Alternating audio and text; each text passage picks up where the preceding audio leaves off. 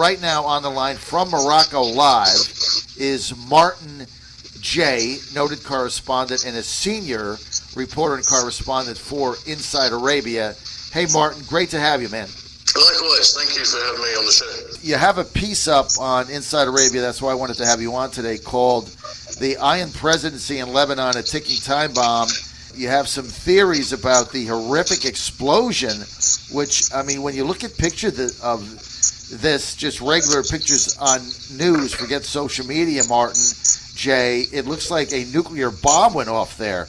I mean, blocks and blocks of just of the city just collapsed and destroyed. The Beirut media is positioning this as an accident, some kind of an explosion that, you know, somebody, I guess, lit a match or something. It seems hard to believe. What happened? Well, the Beirut media is positioning itself at the moment on that theory because it has nothing else to go on. I mean, Lebanon is a very backward country which doesn't allow journalists to work freely. The state has put out this line that this was an accident, and it may well be an accident, John. Well, I think we'll know in the coming days whether it was an accident or not. But when you understand just how the state, the government of Lebanon was formed after the civil war, and how the warlords of the country were not remotely interested in building a state, but really more interested in developing Lebanon as their own private entities, this has accumulated. This level of corruption has reached fever point now in Lebanon, and part and parcel of that level of corruption is rank incompetence on policy decisions. We've seen that so much in the last few years with the present Lebanese government, and also just incompetence on all government ministry levels. I mean, people in these corrupt environments generally don't want to work, they don't want to do their jobs. So if we look at the accident theory, that's possible, it's feasible. A lot of, I would say as much as half of the Lebanese buy into this because they know that the best kept secret in the country is that Hezbollah has a weapons facility, a storage facility at the airport. And if there was some incompetence, if there was some sloppy work there of poor security or something like that, it's possible, I stress, it's possible that it could have been an accident which actually created the first explosion in the fireworks factory. That has to be a euphemism for a weapons storage facility, which ignited the second wave. You called it a nuclear bomb. I mean, you could call it a nuclear bomb. It's certainly a chemical bomb. If we put it into some sort of perspective, if we remember the Oklahoma bomber, I'm not going to name him and glorify him, he used only 2 kilos of the same substance, nitrate ammonium. And in this particular bomb that we looked at, and everyone's seen the horrific pictures on the internet, you're looking at 2,700 tons. So 2 tons of the Oklahoma bombing, 2,700 tons in the Beirut port explosion. So a chemical bomb, certainly. This explosion was it was so huge, and you just kind of explained how big it was. In today's society, with all the technology we have, how could this, just walk us through the theory being presented by the Lebanon government is that this was a accident. How would even an accident of this magnitude happen? Well, it's all about the substance itself. I mean, on its own, purely on its own, if it's kept under proper conditions, ammonium nitrate isn't actually dangerous. It's used as fertilizer by farmers today. But it's what you put with it makes it the real problem, makes it extremely dangerous. And there are records already of letters going back years from the chief of the port to the government warning that this amount of ammonium nitrate in one single facility, which doesn't have proper safeguards in place, could effectively blow up the whole of Beirut. That was in one letter, one email, which I've seen just recently. So the danger really is how it was stored, how it was kept. It can't really resist any kind of temperature. You can't put anything close to it which was hot in any shape or form, not even flames, just something quite hot is enough to slowly set off a series of explosions which finally becomes one huge sonic boom, which we saw. It's very, very similar to a nuclear bomb. But I think when we look at how it was stored and the sloppiness that was probably part of it, there is some basis, there is some ground there which people might like to be drawn into, they might like to believe, but I don't personally believe it. I mean, my views is that if Hezbollah had this amount of ammonium nitrate, which they confiscated from a ship in either 2013 or 2011, the reports are a bit hazy, if they kept it there, then they would keep it under very good lock and key. I mean, Hezbollah is a very serious organization, particularly militarily. It wouldn't just leave that in a warehouse like that. It would make sure that it was protected and looked after very properly. My feeling is that it wasn't an accident. My feeling is that somehow we're looking at some sort of rather sinister attack by either people locally wanting to cause chaos within Lebanon or regional players. All right, so let's back up here a second and think this through. We're with Martin J. Martin, senior correspondent with Inside Arabia. Go to InsideArabia.com. My source for news and information on the Middle East, on the Gulf, and on North Africa. Go to InsideArabia.com and go in and bookmark that. Martin J., one of the senior correspondents, Inside Arabia, based in Washington, D.C. Great website. That's where I get a lot of information now, and I've got great relationships now with some of the writers, like Martin, who was with us from Morocco. So, Martin J., let me just ask you this. So, you've got this enormous cache of explosives stored in Beirut, theoretically, by the Hezbollah authorities. They know where it is. They have access to it. They took it off a ship. They stored it. Obviously, they know how potent it is. But then, other people, other governments would know it's there. So if you're not a fan of President Aoun and you're not a fan of Hezbollah and you want to create chaos in Beirut and you don't mind what the carnage is, wouldn't this be possible that another government made a hit on it and blew the whole thing up if they knew where it was? Yeah, absolutely. I agree with you. And I think when you understand the nature of tensions in the Middle East, everybody seems to think that the conflict in the Middle East in many of these countries is only about proxy wars. But there is another side of warfare in this part of the world, which is plausible deniability. And plausible deniability is the absolute key of any future conflict in the short term between Israel and Hezbollah in Lebanon. There's been, people don't know this in America, but Israel strikes Hezbollah positions all the time and kills Hezbollah military individuals in Syria almost on a weekly basis. And there's been this retaliation which is going backwards and forwards. Just a few days ago, Hezbollah struck across the border at Israel and damaged hit some military equipment. And so there is a lot of tension between these two groups. Now, and I stress this, John, underlined 3 times, if Israel wanted to hit Hezbollah within Lebanon, and that's the important point, within Lebanon, it would do it in this particular manner. It would use plausible deniability, and there cannot be any better plausible deniability, if you think about it, than a poorly managed, huge 2,700-ton storage facility of nitrate ammonium, which intel sources, Israel has probably the best intelligence in the region, no question. They exceeded that. They must know every square centimeter of that facility. They must know that part of that facility is also weapons storage as well. I don't buy the fireworks story at all. That was floated within half an hour of the bomb going off. Mysteriously, no Lebanese journalists I'm in contact with in Lebanon can tell me where they came from. It seems to have been pushed to the side now. Now, some more ludicrous stories have been pushed forward, such as some workmen were doing welding. That's hilarious. Who can believe this? My idea is there are some reports, and if you spend the time Googling, you'll find people have actually put their names to these claims. They're not anonymous. There are some humble Lebanese that have talked about Israeli jets buzzing past seconds before. I lived in Lebanon for 7 years. I have an inherent understanding, I like to think, of Hezbollah and Israel and the tension between these two. And Israel jets buzzing, in my experience, and I've had a few of those buzz in my apartment, you don't see them, they're so fast, but you certainly hear them.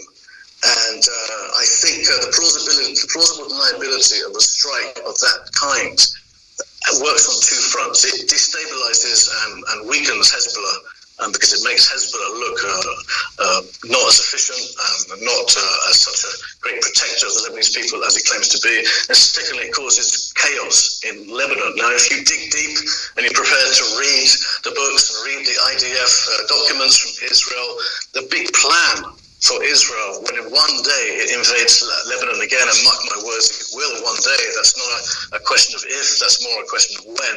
When it does it, it will do it under the auspices of total chaos in Lebanon. Probably that chaos itself is responsible for. And it will also do it on more than one front. It won't make the same mistakes of 2006 of invading primarily on one front. So we know it will come on 3, 4, or 5 fronts. So that sort of strike feeds in to the narrative, you might say, or others might say, conspiracy theorists.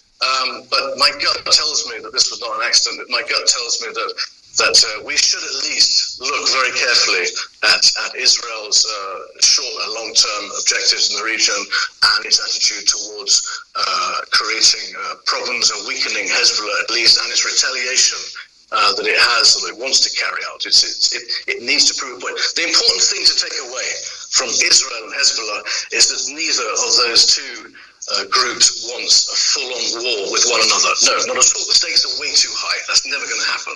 What they would much prefer is bite-sized nugget strikes against one another, which they can control. Because either side, you have to remember, feeds politically hugely on the tensions from one another. And if you saw the reports on the border just a few days ago between Lebanon and Israel, the Israelis were really milking the political threat of Hezbollah and putting their military positions all beefed up along the border. So there's a lot of international politics at play. But I think we should look much more cynically at this explosion, at this bomb, which went off and took the lives, sadly, of more than 100 people and 4,000 injured in Beirut. You're on the John Fredericks Radio Network, Trucking the Truth Across America, where with Martin J., senior correspondent, Inside Arabia. Go to InsideArabia.com, my source for accurate news, information, and analysis on the Middle East, the Gulf, North Africa. They're based in Washington, D.C. Martin J. with us. He's live in Morocco reading about this. Martin, I got to tell you, I don't think what you're saying is a conspiracy theory at all. I think it's just piecing together logic. Number one, let me just tell you that, and you brought it up, the red flags for me right off the bat. Yesterday is when various officials were advancing theories of the explosion that were asinine, like somebody was doing welding and a spark went off. I mean, are you kidding me? I mean, seriously, right? You're going to blow up an entire city? And then the other one was even more preposterous, which was somebody was playing with fireworks, and one happened to go in there. What, they shot a bottle rocket in there? I mean, you got to be kidding me. This stuff was heavily guarded. So wouldn't you agree that is the first flag, right? I mean, these are ridiculous theories. And then obviously the Israeli government would like to destabilize the Hezbollah regime in Lebanon and get rid of it. Absolutely. So what better way? And then, like you say, I mean, they have the best intel. So the Israeli intel, if you want to take this theory, certainly knew where everything was. I mean, they launch one strike at it, one rocket at it, the whole thing blows up, right? Yeah, but let's also look at a couple of other facts which are indisputable. And I see video clips from don't forget there were 2 explosions, there were 2 booms. The first one was a boom which lasted a second or so, which shook most of the apartment blocks within a 2 or 3 kilometer radius. People talked about the vibration.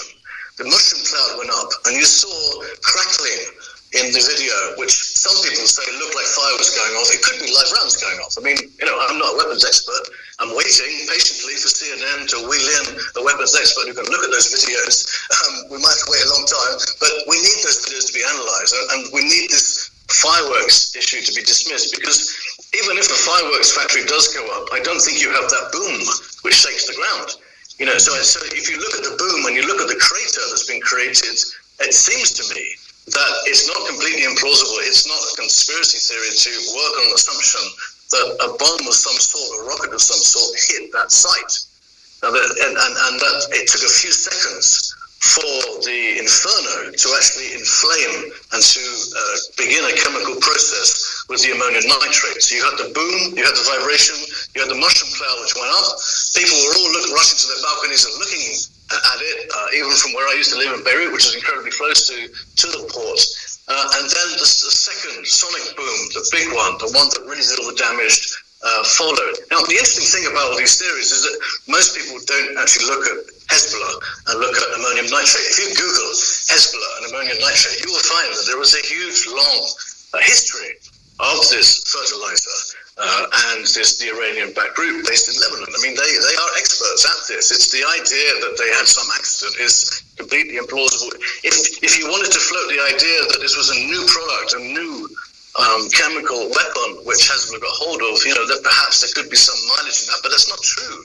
For years, Hezbollah has imported ammonium nitrate from Syria, and so they have experience of that. And what raises questions, what worries me, is that why was it stored for so long in the port? Is there no room for that kind of quantity of ammonium nitrate to be stored around the south of Lebanon, where Hezbollah has hundreds and hundreds of underground facilities in the hills? Was it too big?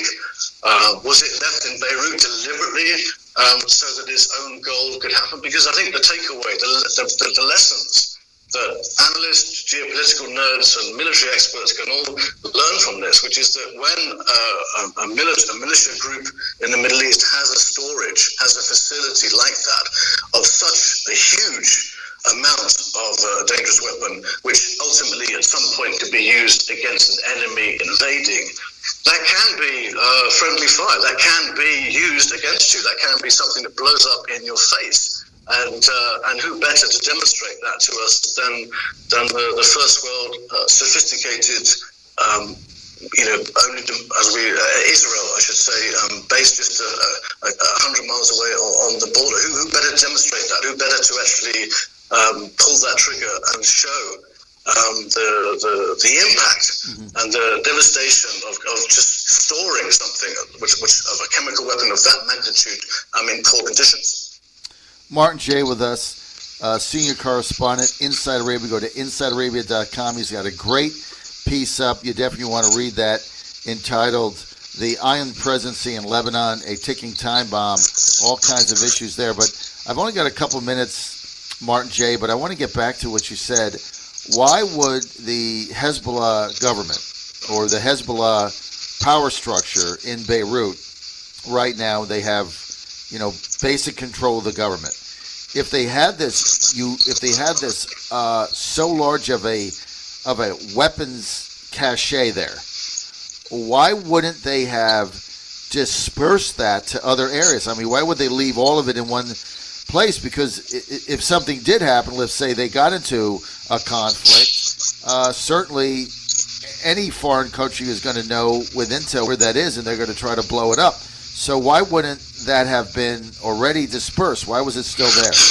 In your opinion? Question. I mean, it may well be that was a convenient location for it to be shipped up the coast very quickly on sea or into other areas in the north of Lebanon or into the Bekaa Valley, or perhaps, I don't know if I'm really stretching things here, but could it be also the own goal kind of theory, which is that if the Israelis would know about it, and of course they would know, they know every single square centimeter of Lebanon. They have too many agents on the payroll in Lebanon. They know everything. If they decided one day to hit that, could Hezbollah use that to their advantage? Could that be a way of justifying? Was that something to goad the Israelis on? Was it there deliberately because the Hezbollah knew one day something would snap with the IDF and the political elite in Israel, and they would take out that side? Has this government, which is so inept, so stupid, has a history of the most stupid decisions on a policy or regional or military level, did this Hezbollah coalition bank that it would be better to leave that ticking time bomb there at the port than actually distribute it around the country? But it probably has huge amounts of sodium nitrate all over the country. This is a chemical which can be used as a propellant in rockets. So it's not only a bomb, as we saw, it's also can be used with other compounds for propellants in rockets, and I think we can assume that Hezbollah has plenty of this. It probably has too much of it in its stock, and it just seemed more logical for it to be left at the port. Well, Martin J., that is not as far-fetched as one may think, right? And can I draw a historical analogy to this in U.S. history, right, Martin? And then we have to go. There is a contingent of historians in America that believe that President Roosevelt in 1941 kept our carriers and battleships bottled up in one place in Pearl Harbor, basically what you're saying, goading the Japanese into bombing them, into making an attack on Pearl Harbor, without dispersing the carriers that we had, goading the Japanese into it, because that was the only way that Roosevelt was going to get us into the Second World War, and everybody knew that. There was so much Republican opposition to the Second War. There was no way he was going to do that. And there's a legitimate U.S. historical theory that says FDR bottled our ships up there, hoping the Japanese would bomb us so that he could get into the war. Now, that could be the same thing, where they bottled that up, understanding probably the Israelis goad them into an attack, and now they're able, if they can bring evidence to it, now they're able to say, woe is me, and get the world turned on Israel. Martin, thank you. I want to thank you for being with us today. Great piece. The Iron Presidency in Lebanon, a ticking time bomb. Go to InsideArabia.com. That's InsideArabia.com. Martin J.